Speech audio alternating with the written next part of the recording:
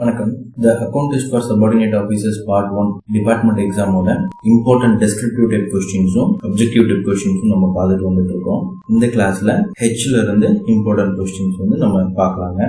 History of service or service card.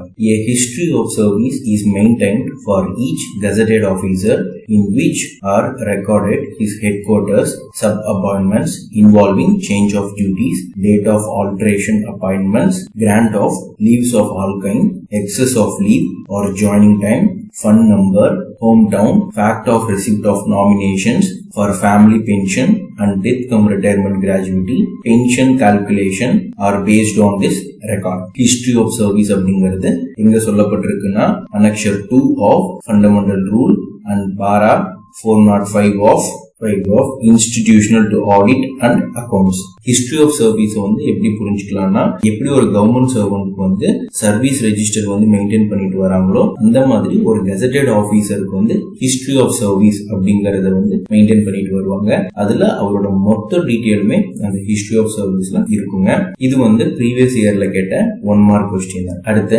ஹானரோரியம். ஹானரோரியம் means a recurring or non-recurring payment granted to government servant from the consolidated fund of a state as a remuneration for special work of an occasional or intermittent character. Honorarium எதுல சொல்லப்பட்டிருக்குன்னா fundamental rule 9 subsection 9ல. ஹானரோரியம் அப்படிங்கிறது தமிழ்ல வெகுமதி அப்படின்னு சொல்லுவாங்க. ஒரு government சர்வன்ட்க்கு அவர் செய்யக்கூடிய ஒரு ஸ்பெஷல் ஒர்க்குக்காக அரசாங்கம் அவருக்கு அவரோட பணியை பாராட்டி கொடுக்கிறது தான் ஹானரோரியம். இது எங்கிருந்து கொடுப்பாங்க அப்படின்னா கன்சாலிடேட்டட் ஃபண்ட் ஆஃப் ஸ்டேட்ல இருந்து கொடுப்பாங்க. அடுத்து hospital leave. Hospital leave may be granted to whose duties involve handling of dangerous machinery, explosive materials, poisonous drugs, etc.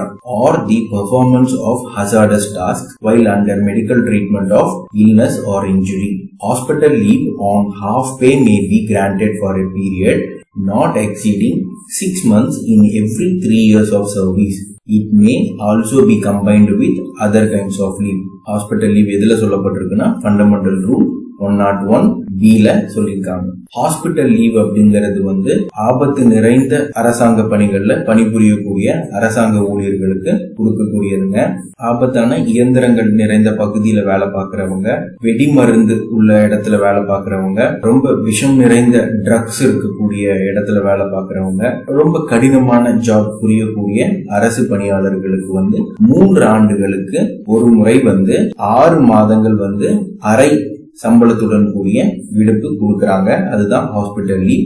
இது மற்ற வகையான லீவ் கூடயும் கம்பைன் பண்ணி இந்த ஹாஸ்பிட்டல் லீவை எடுத்துக்கலாம். அடுத்து incidental charges. when a government servant performs his, இது ஆக்சுவலா எஸ்ங்க, தவறுதலா டீன் வந்துருச்சு, journey by rail or bus or air from headquarters and arrival back to headquarters to compensate expenses on porter age, reservation charges, etc. half the DA admissible to their grade can be claimed.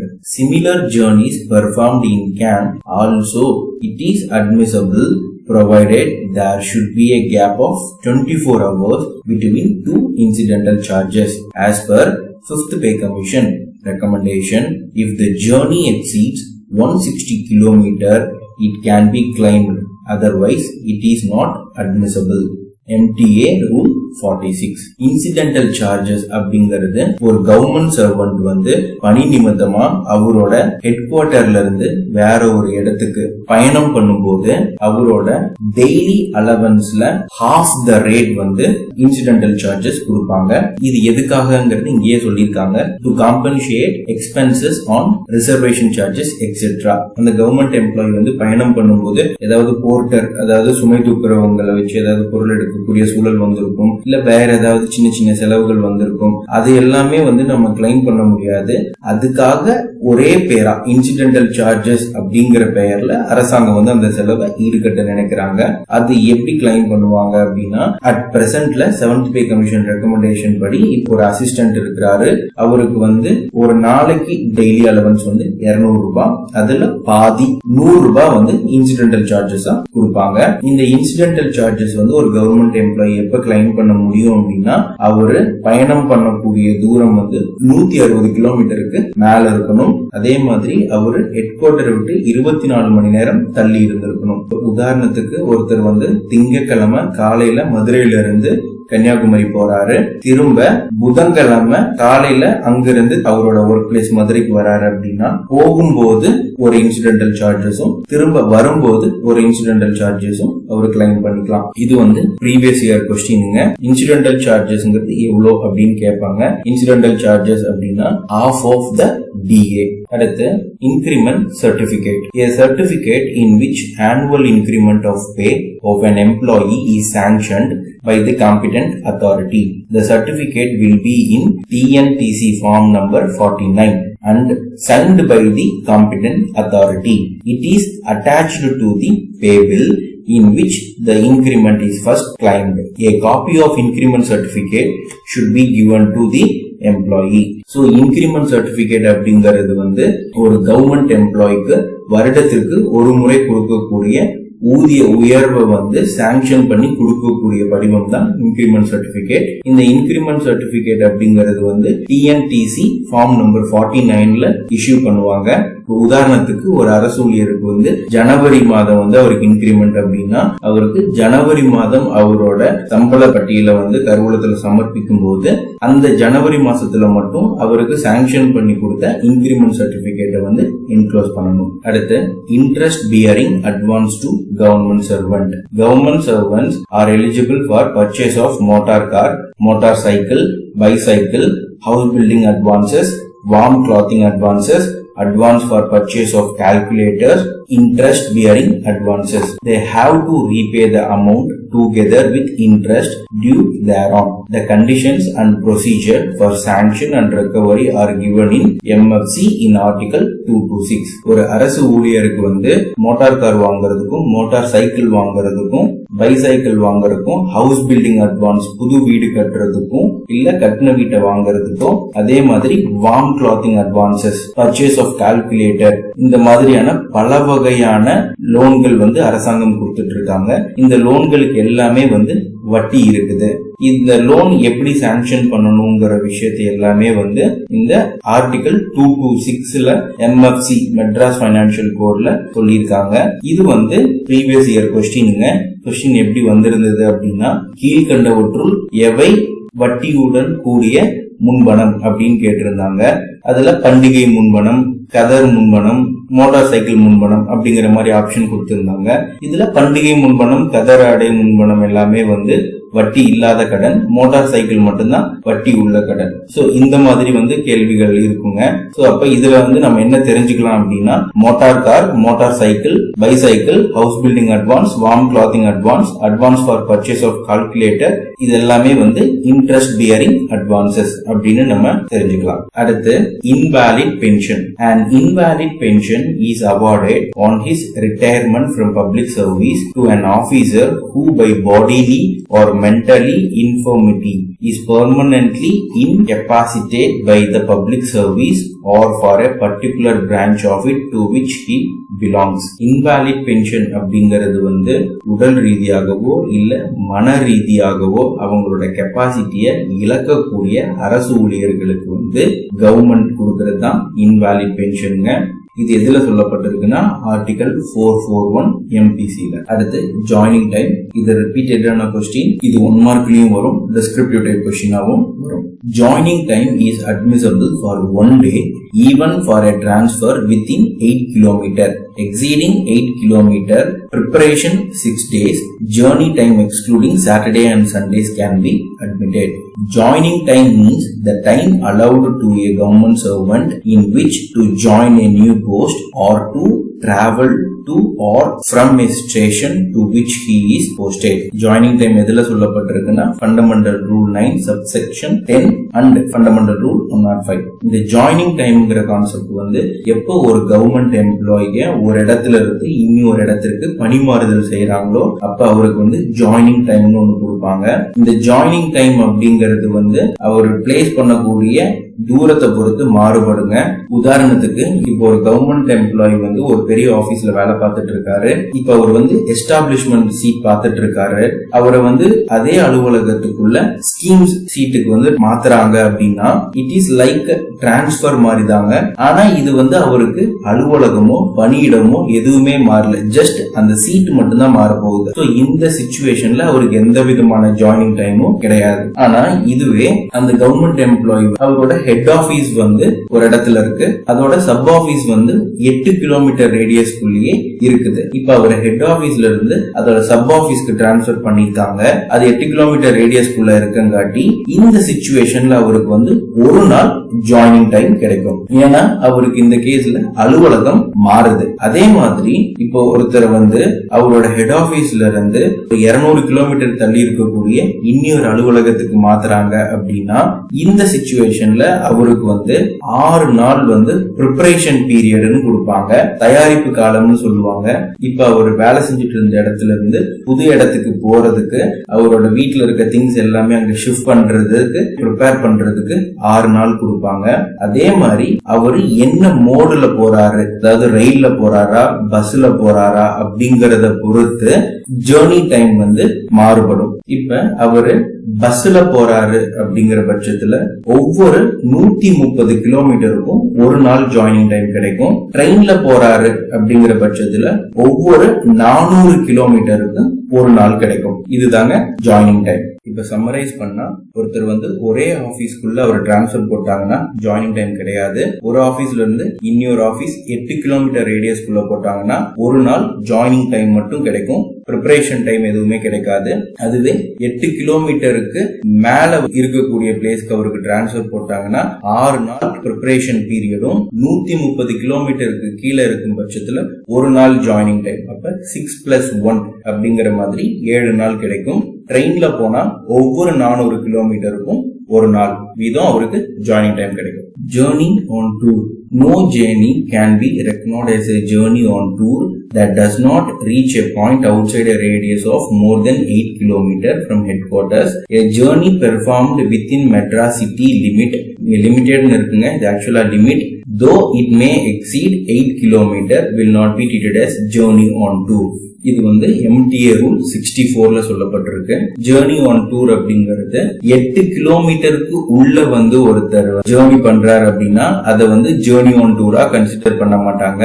அதே மாதிரி Madras city லிமிட்டுக்குள்ள வந்து hour travel பண்றாரு, even அது 8 கிலோமீட்டரை தாண்டினாலும் மெட்ராஸ் சிட்டிக்குள்ள hour travel பண்ணிட்டு இருக்கிற பட்சத்துல அவருக்கு வந்து அதை ஜேர்னி ஆன் டூரா கன்சிடர் பண்ண மாட்டாங்க. இது ஜஸ்ட் இன்ஃபர்மேஷன் பர்பஸ்க்காக தெரிஞ்சுக்கிட்டாலே போதுமானது. அடுத்து journey to transfer. When a government servant is transferred from one place to another, not only the government servant but also his family, personal effects conveyance and personal servants are eligible for travelling allowance. But in case of journeys on tour, only the government servant is eligible for travelling allowance. In the case of journeys on transfer, the family members can travel 1 month in advance to the new station and can also follow within 6 months to the new station.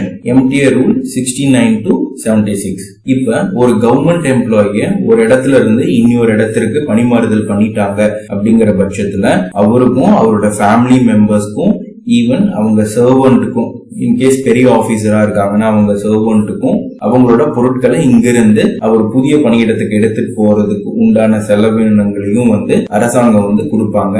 அதை DTA பில்னு சொல்லுவாங்க, tour transfer allowance அப்படின்ட்டு. இந்த government எம்ப்ளாய்க்கு transfer வந்துருச்சு, but அவர் ஆபீஸ்ல இருந்து relieve ஆகல. ஆனா அவர் புது பணியிடத்துக்கு அவங்க ஃபேமிலி வந்து அவர் ரிலீவ் ஆகிறதுக்கு 1 மாசத்துக்கு முன்னாடியே அவங்க புது இடத்துக்கும் போலாம். இல்ல இந்த பணியாளர் வந்து ரிலீவ் ஆகி அந்த புது இடத்துக்கு போனதுக்கு அப்புறமா அவர் அங்க போய் சேர்ந்ததுல இருந்து அடுத்த 6 மாசம் வரைக்குமே அவங்க ஃபேமிலி மெம்பர்ஸ் வந்து ஜேர்னி பண்ணலாம். வித்தின் 6 மந்த்ஸ்க்குள்ள அவர் டிடிஏ பில்ல சப்மிட் பண்ணால் போதுமானது. அடுத்து லாஸ்ட் பே சர்டிபிகேட். இதுவும் ஒரு இம்பார்ட்டன்டான கொஸ்டினுங்க.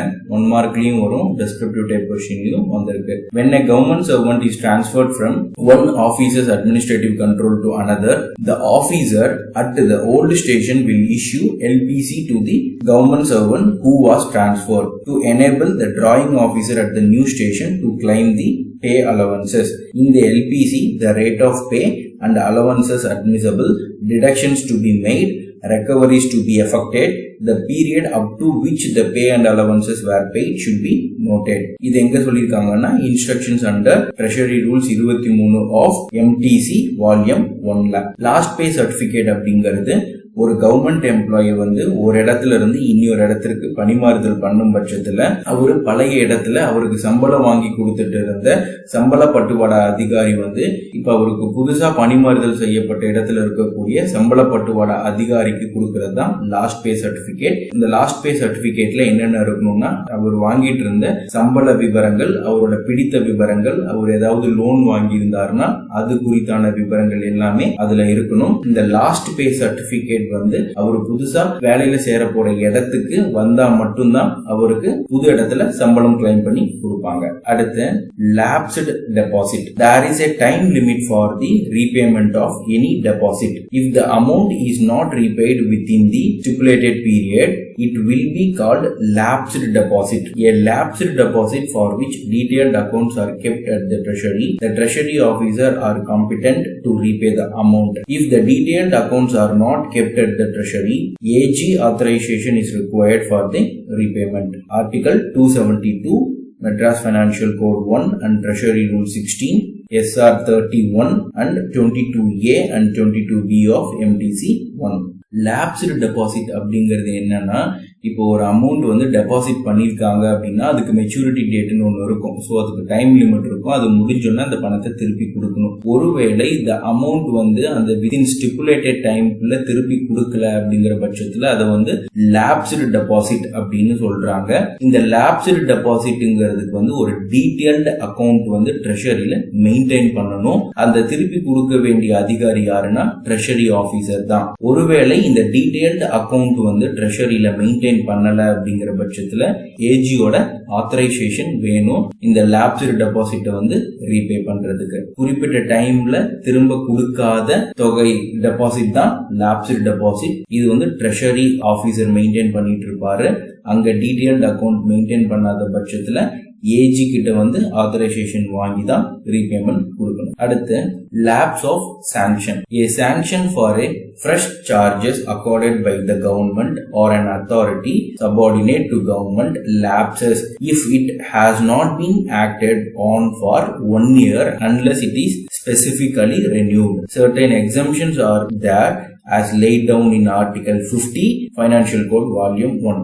Lapse of sanction அப்படிங்கிறது ஒரு கவர்மெண்ட் வந்து பிறப்பிக்கக்கூடிய ப்ரொசீடிங்ஸ், செயல்முறை நடவடிக்கைகளோட வேலிடிட்டி வந்து 1 வருஷம். அந்த 1 வருஷத்துக்குள்ள அந்த ப்ரொசீடிங்ஸ்ல சொல்லப்பட்டிருக்கிற தொகையை வந்து காசாக்கிடணும். ஒருவேளை 1 வருடம் முடிந்துருச்சு அப்படின்னா ப்ரொசீடிங்க்கு வந்து திரும்ப ரீவேலிடேஷன் ஒன்று வாங்கணும். உதாரணத்துக்கு இப்போ ஒரு கவர்மெண்ட் எம்ப்ளாய்க்கு வந்து 2 வருஷம் அவருக்கு இன்கிரிமெண்ட் கொடுக்காம இருந்திருக்காங்க ஏதோ ஒரு காரணத்துக்காக. அது 2 வருஷம் கழிச்சு அரியரா வாங்குறதுக்கு ஒரு ப்ரொசீடிங்ஸ் கொடுத்திருக்காங்க.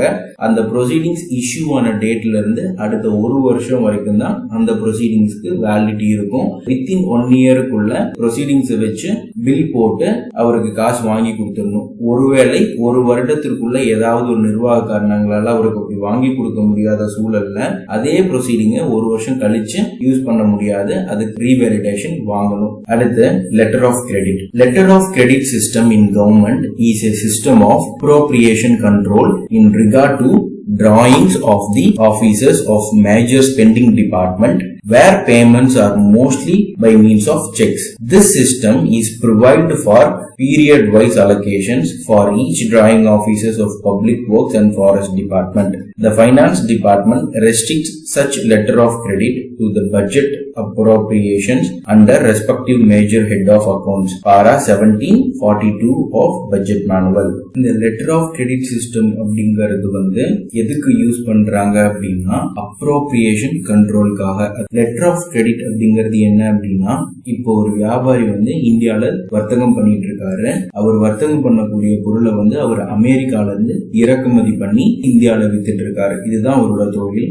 இந்த நிலையில இப்ப அவர் அமெரிக்கால இருந்து கொள்முதல் பண்ணக்கூடிய பொருளுக்கு வந்து அவரு பேமெண்ட் பண்ணணும். இப்ப அவருக்கு என்னன்னா, நம்ம இந்த பேமெண்ட் பண்ணணும்னா அந்த பொருள் இங்க வந்து சேருமா சேராதாங்கிற சந்தேகம் வாங்குறவருக்கு இருக்கும். அதே மாதிரி விக்கிறவங்களுக்கு வந்து இந்த பொருளை நம்ம அவங்களுக்கு கொடுத்ததுக்கு அப்புறமா அவர் பணம் கொடுப்பாரா கொடுக்க மாட்டாராங்கிற சந்தேகம் இருக்கும். இந்த மாதிரி சூழல்ல தான் இந்த லெட்டர் ஆஃப் கிரெடிட் அப்படிங்கிற ஆப்ஷனை பயன்படுத்துவாங்க. இது எப்படி இருக்கும்னா, இப்போ ஸ்டேட் பேங்க் ஆஃப் இந்தியா அப்படிங்கிற பேங்க் வந்து இந்தியாலயும் இருக்கும், இதோட பிரான்ச் வந்து அமெரிக்காலையும் இருக்கும். இப்போ இந்தியால இருக்கக்கூடிய அந்த வியாபாரி என்ன பண்ணுவாருன்னா, இந்தியால இருக்கக்கூடிய ஸ்டேட் பேங்க் ஆஃப் இந்தியா பிரான்ச்ல போய் இப்ப அவர் அமெரிக்கால இருந்து வாங்கக்கூடிய பொருளோட விலை 1 கோடி ரூபாய்னா அந்த அமௌண்ட் இங்க கட்டிடுவாரு. அதுக்கு பேங்க் ஒரு லெட்டர் கொடுத்துருவாங்க. அந்த லெட்டர் ஆஃப் கிரெடிட்ல இவர் வந்து அதை யாருக்கு கொடுக்கணும், எங்க கொடுக்கணுங்கிற தகவல் எல்லாமே ஃபில்அப் பண்ணி கொடுத்துருவாரு. அது எல்லாமே டைப் பண்ணி பேங்க்ல இருந்து ஒரு லெட்டர் ஆஃப் கிரெடிட் அப்படின்ட்டு ஒரு டாக்குமெண்ட் கொடுப்பாங்க. அந்த டாக்குமெண்ட்ல என்னென்ன இருக்கும்னா, இப்ப நான் இங்க கட்டியிருக்கக்கூடிய 1 கோடி ரூபாய் வந்து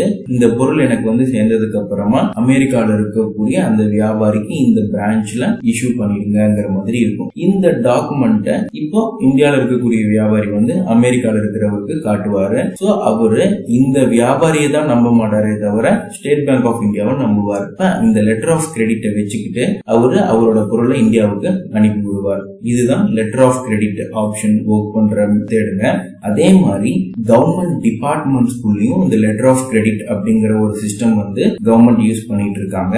இது எதுக்காக கவர்மெண்ட் யூஸ் பண்றாங்கன்னா, சிஸ்டம் ஆஃப் அப்ரோப்ரியேஷன் கண்ட்ரோல், அதாவது நிதி ஒதுக்கம் பண்ணி இருக்கிறத வந்து கண்ட்ரோல் பண்றதுக்காக லெட்டர் ஆஃப் கிரெடிட்ங்கிற கான்செப்ட் வந்து கவர்மெண்ட் யூஸ் பண்ணிட்டு இருக்காங்க. இது எங்கெல்லாம்னா, அதிகமான செலவினம் மேற்கொள்ளக்கூடிய பொதுப்பணித்துறையிலையும் ஃபாரஸ்ட் டிபார்ட்மெண்ட்ஸ் இந்த மாதிரியான டிபார்ட்மெண்ட்ஸ்ல இந்த லெட்டர் ஆஃப் கிரெடிட் ஆப்ஷனை வந்து யூஸ் பண்ணிட்டு இருக்காங்க. அடுத்து லீன். இந்த லீனுங்கிற வேர்டை வந்து நம்ம எங்க பார்க்கலாம் அப்படின்னா, பேங்கிங் டேர்ம்ஸ்ல இந்த லீன்ங்கிற வார்த்தையை பார்க்கலாங்க.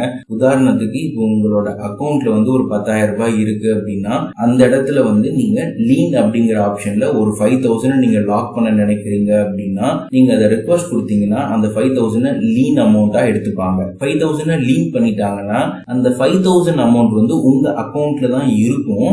ஆனா அந்த அமௌண்ட்டை நீங்க ஏடிஎம்ல வித்ட்ரா பண்ண முடியாது. சோ 10,000த்துல 5,000 ரூபாய் மட்டும்தான் நீங்க வித்ட்ரா பண்ண முடியும். அந்த 5,000 ரூபாய் உங்களோட அக்கௌண்ட்லயே இருக்கும். எப்ப நீங்க அந்த பணத்தை வந்து அன்லீன் பண்றீங்களோ அப்பதான் அந்த பணம் நம்மளுக்கு திரும்ப வித்ட்ரா பண்றதுக்காக நம்ம அக்கௌண்ட்ல வந்து உட்காரும். இதுதான் லீன் அண்ட் அன்லீன் கான்செப்ட். அதே மாதிரி கவர்மெண்ட்ல இந்த லீன் எப்படி வச்சிருக்காங்கன்னு பாத்தீங்கன்னா, it means the title of a government servant to hold substantially either immediately or on the termination of a period or period of absence a permanent post including a tenure post to which he has been appointed substantially.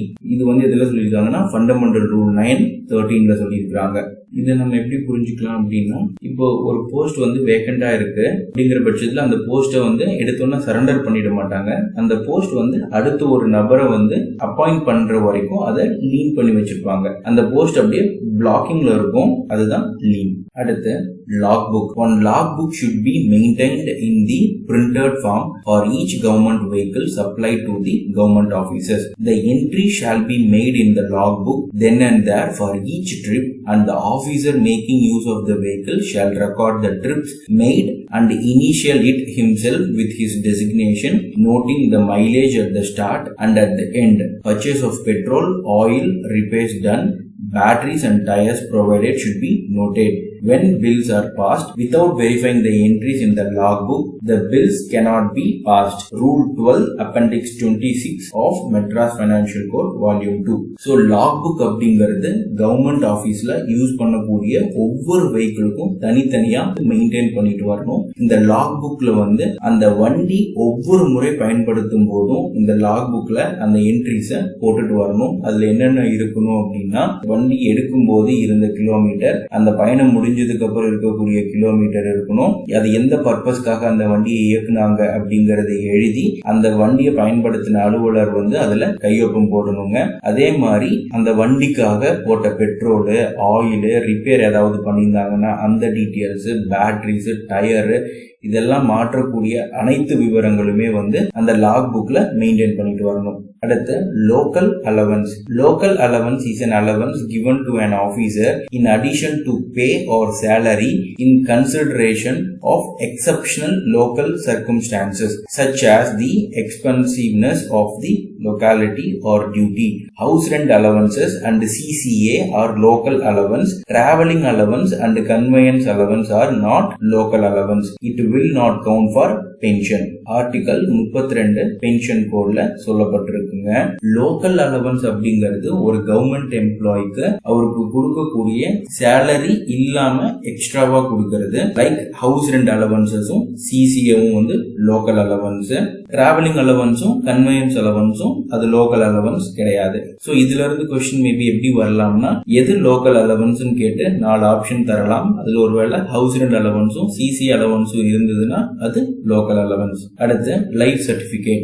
When the pensioner wants to get his pension through messenger, he has to get a life certificate from a responsible person in the town or village stating that the pensioner is alive on that day. The life certificate should be on the last day of the month. இது எதுல சொல்லிருக்காங்கன்னா Treasury Rule 16 SR 66 67 68 of MTC 1. So life certificate அப்படிங்கிறது இப்ப pension வாங்கிட்டு இருக்கக்கூடிய ஒரு pensioner வந்து ரொம்ப சிக்கா இருக்காரு, இல்ல அவரால முடியல, ட்ரெஷரிக்கு போய் அவர் உயிரோட தான் இருக்கிறாரு அப்படின்னு சொல்லி தம்ப் இம்ப்ரெஷனை வச்சு கன்ஃபார்ம் பண்ண முடியாத சூழல்ல அவரோட வீட்டுல இருக்கக்கூடிய நபர்கள் மூலமோ இல்ல அவரோட ரெப்ரசன்டேட்டிவ் மூலமோ வந்து அவர் உயிரோட இருக்கிறத வந்து உறுதிப்படுத்தக்கூடிய ஒரு சர்டிபிகேட் தான் லைஃப் சர்டிபிகேட். இந்த லைஃப் சர்டிபிகேட் வந்து அரசாங்கம் வந்து யாருக்கிட்ட எல்லாம் வாங்கலாம்னு சொல்லி ஒரு லிஸ்டே கொடுத்திருக்காங்க. அதுல அங்கீகரிக்கப்பட்ட நபர்கிட்ட like gazetted officers, doctors, lawyers, அந்த மாதிரி கவர்மெண்ட் அங்கீகரிக்கப்பட்டவங்க கிட்ட வந்து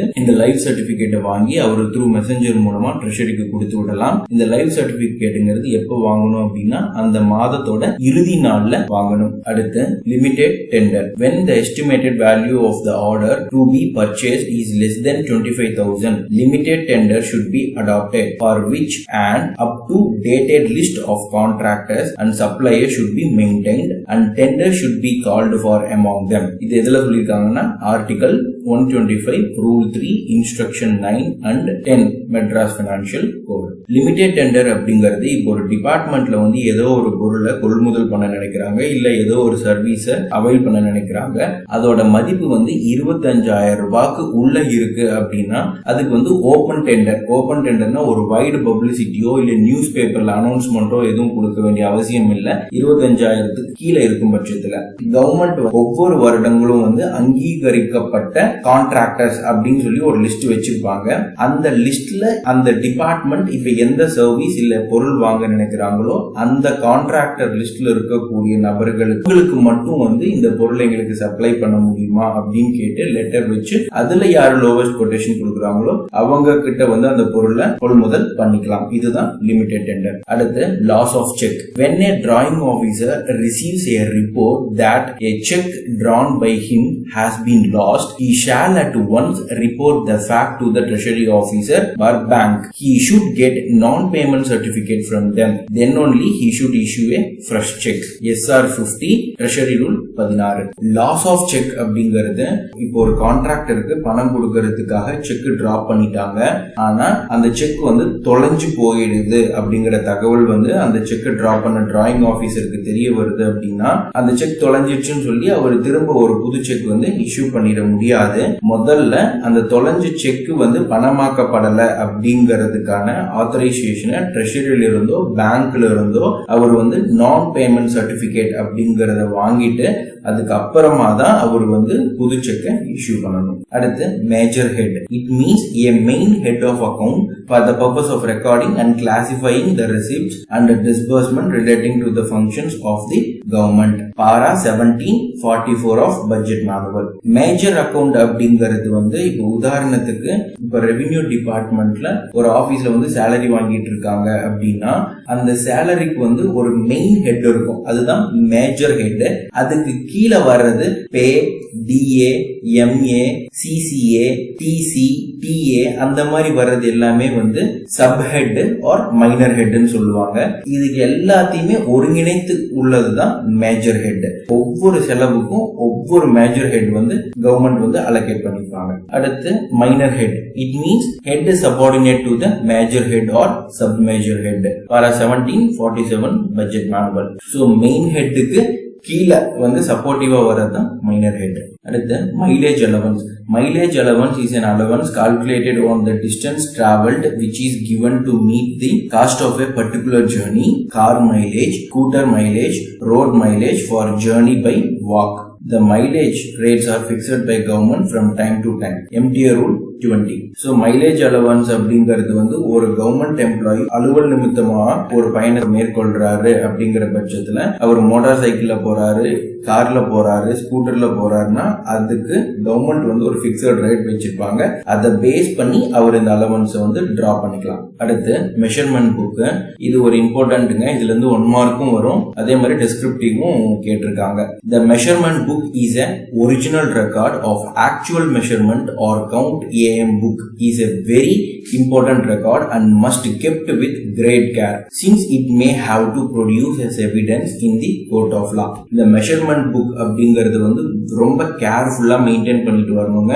ஒருவேளை ஏதாவது அந்த வேலை முடிஞ்சதுல மெஷர்மெண்ட்ஸ்லயோ இல்ல அந்த வேலை திருப்தி இல்லைன்னு சொல்லி ஏதாவது கேஸ் வருது, அந்த கான்ட்ராக்டர் கேஸ் போடுறாரு இல்ல அந்த டிபார்ட்மெண்ட் கேஸ் போடுறாங்க அப்படின்னா இதை மேபி இந்த மெஷர்மெண்ட் புக்கை வந்து கோர்ட்ல பிரசன்ட் பண்ணக்கூடிய சூழல் கூட வரலாம். அதனால இந்த மெஷர்மெண்ட் புக்குங்கிறத ரொம்ப சேஃப்டியா அவங்க வச்சிருக்கணும். All measurement should be taken down neatly in M book issued for the purpose and nowhere else. எல்லா மெஷர்மெண்ட்டுமே வந்து இந்த எம் புக்ல ரொம்ப நீட்டா மெயின்டைன் பண்ணிட்டு வரணும். வேற எங்கேயும் அது மெயின்டைன் பண்ண கூடாது. No one may record any measurement in M book except a government servant who is duly empowered to do it. இந்த மெஷர்மெண்ட் புக்ல எழுதுறதுக்கு வந்து அதிகாரம் வழங்கப்பட்ட கவர்மெண்ட் சர்வன்ட் மட்டும்தான் இந்த எம் புக்ல எழுதணும். வேற யாருமே இந்த எம் புக்ல எந்த விதமான தகவல்களையும் ரெக்கார்ட் பண்ணக்கூடாது. No line should be left blank. Each set of measurement should be end with dated signature of government servants who takes the measurements. Measurement புக்ல எந்த ஒரு லைனையும் வந்து பிளாங்கா விட்டுடக்கூடாது. அதே மாதிரி ஒவ்வொரு மெஷர்மெண்டோட புக்கோட இறுதியிலையும் வந்து கவர்மெண்ட் எம்ப்ளாயோட signature வந்து போட்டுக்கும். The signature of the contractor or his agent should be obtained in the M book after each set of measurement below the statement I accept the measurement. ஒவ்வொரு மெஷர்மெண்ட் எடுக்கும் போதும் அந்த கான்ட்ராக்டர் கிட்டயோ இல்ல அவரோட அங்கீகரிக்கப்பட்ட agent கிட்டயோ வந்து I accept the measurement, நான் இந்த அளவுகளை ஏற்றுக்கொள்கிறேன் அப்படிங்கறதை எழுதி அதுக்கு கீழே அவர்கிட்ட கையெழுத்து வாங்கிக்கணும். Entry should be made continually in the M book. No page or no line should left blank or torn out. No erasure is permitted. So M bookல வந்து எந்த லைனையும் விட்டுடக்கூடாது, எதையுமே வந்து கிழிச்சிடவும் கூடாது. அதே மாதிரி இதுல வந்து ஒயிட்னர் அந்த மாதிரியான எதுவுமே வைக்கக்கூடாது. அடித்தல் திருத்தல் இல்லாம அட்மோஸ்ட் கேர் எடுத்து தான் இதை மெயின்டைன் பண்ணணும். If a mistake is made, the government servant who is responsible should correct it and attest the corrections with his dated initials. ஒருவேளை இந்த புக்கை எழுதும்போது ஏதாவது தவறுதெல்லாம் எழுதிட்டாங்க அப்படின்னா அந்த மெஷர்மெண்ட் புக்ல எழுதினவரே வந்து அதை கரெக்ஷன் பண்ணி அதை அட்டாச் பண்ணி பக்கத்திலேயே வந்து டேட்டோட இனிஷியல் பண்ணிடணும். Entries should be made in each M book should contain an index. எல்லா M bookக்குமே வந்து ஒரு இண்டெக்ஸ் போட்டுக்கணும். அதை வந்து இங்கால தான் எழுதணும். At the time of payment, the government servants who authorizes the payment should draw a diagonal red ink line across every page containing the detailed measurements relating to the works or supplies paid for.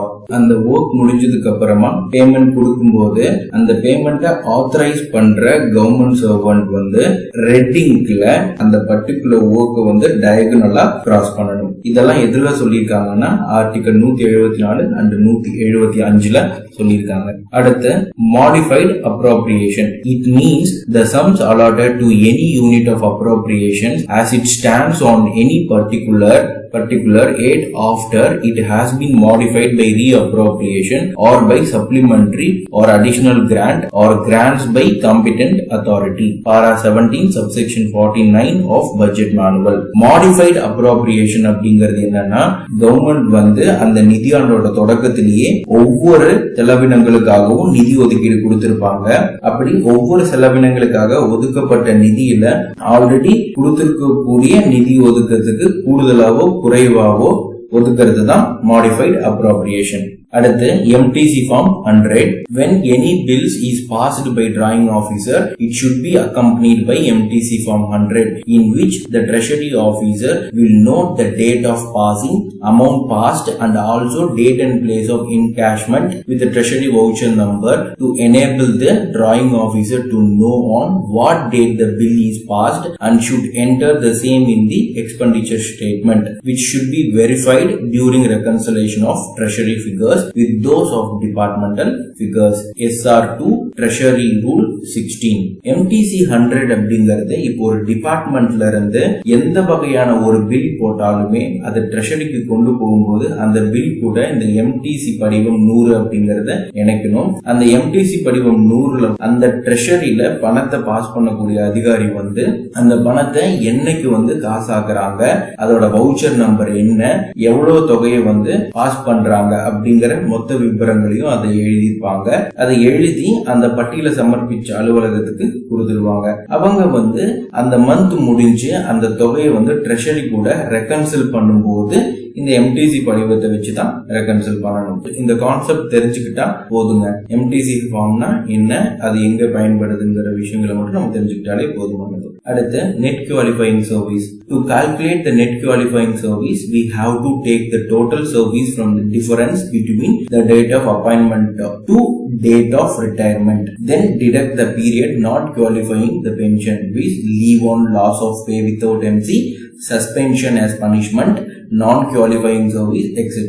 Then we will get the net qualifying service. It will be limited to 30 years if it exceeds 30 years. So net qualifying service அப்படிங்கிறது வந்து நம்ம pension calculation பண்ணும்போது நம்ம கண்டுபிடிப்போம். இதை எப்படி கண்டுபிடிக்கலாம்னா, ஒரு government employee retired ஆகிற தேதியிலிருந்து அவர் பணியில் சேர்ந்த தேதியை வந்து கழிச்சோம்னா நம்மளுக்கு கிடைக்கிறது மொத்த பணிக்காலம். அதுல இருந்து தகுதியற்ற பணிக்காலத்தை கழிச்சோம்னா நெட் குவாலிஃபைங் சர்வீஸ் கிடைக்கும். இது வந்து பென்ஷனுக்கு அதிகபட்சமா 30 வருடங்கள். அடுத்து note of error. If an item which properly belongs to a revenue or expenditure head is wrongly classified under another revenue or expenditure head in accounts of the same government, the error may be corrected at any time before the accounts of the year are closed. But if the accounts of the year are closed, admissible in such cases, it's sufficient to make a suitable note of error against the original entry. இதெல்லாம் சொல்லிருக்காங்கன்னா ஆர்டிகல் 52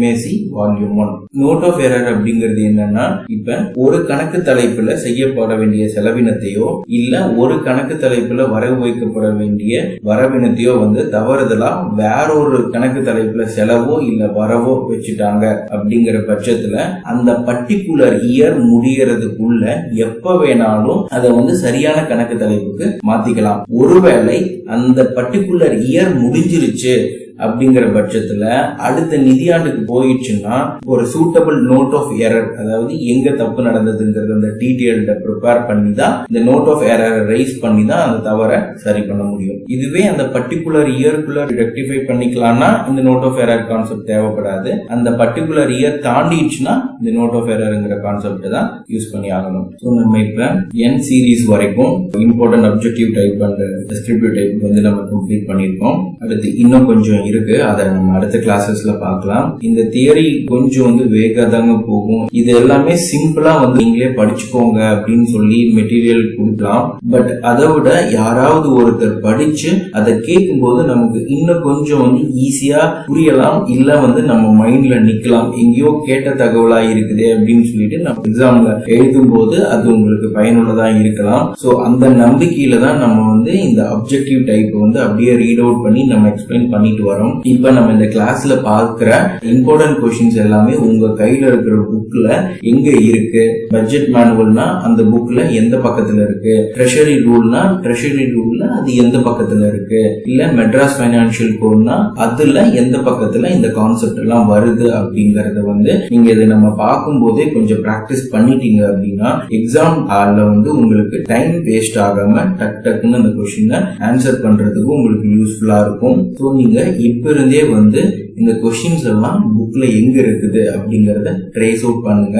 ஒரு சிலருக்கு வந்து books இல்லாம இருக்கலாம், இன்னும் வந்து புக்ஸ் கிடைக்காம இருக்கலாம். அப்படி இருக்க உங்களுக்கு ஒன்னும் பிரச்சனை இல்ல, ஒன்னும் பேனிக் ஆக வேண்டாம். இப்ப நம்ம பார்த்துட்டு இருக்க மெட்டீரியல் வந்து உங்ககிட்ட இருக்கு. சோ நீங்க இதை வச்சு இம்பார்ட்டன்ட் கொஸ்டின்ஸ் எதெல்லாம் ரொம்ப ரிப்பீட்டடா இருக்குது அப்படிங்கறத மட்டும் செலக்ட் பண்ணி அதை மெமரைஸ் பண்ண ட்ரை பண்ணுங்க. ஒரு 10-20 ரூல் ஆர்டிகல் வந்து நம்ம மனப்பாடம் பண்ணிக்கலாம். சோ ஒரு 20 கேள்வி வந்து நம்ம பார்த்துட்டோம்னா கூட அதுல இருந்து குறைந்தபட்சம் ஒரு 6-7 கேள்விகள் வந்து நம்ம அட்டென்ட் பண்ணிடலாம். மிச்சம் இருக்கக்கூடிய சம்ஸ் போட்டோம்னாலே நம்ம வந்து ஈஸியா டெஸ்கிரிப்டிவ் டைப்பையும் நம்ம கிளியர் பண்ணிடலாம். சோ புக் இல்லாதவங்களும் ஒன்னும் ஒரி பண்ண வேண்டிய அவசியம் இல்லைங்க. இதை மட்டுமே நீங்க கொஞ்சம் ஆழ படிச்சுட்டீங்கனாலே போதுமானது. So thank you. நம்ம அடுத்த கிளாஸ்ல பார்க்கலாம்.